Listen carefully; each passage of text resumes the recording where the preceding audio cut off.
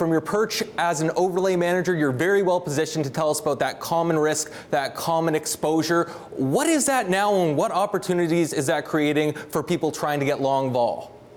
Yeah, so, thanks, Luke. We look at primarily the intersection of equity vol and correlation, but also cross-asset vol. So primarily, we see with correlation being suppressed, we see index vol as being attractive.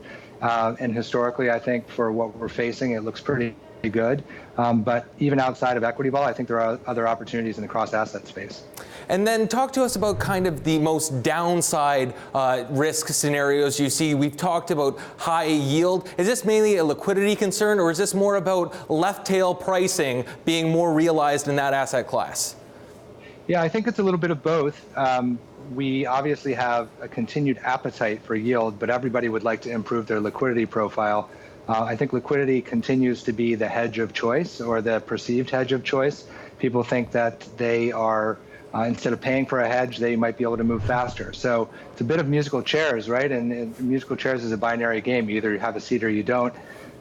So, I think high yield sort of looks that way to me, where you have eroding conditions and the higher probability of a recession coming on. But high yield's been pretty persistently there.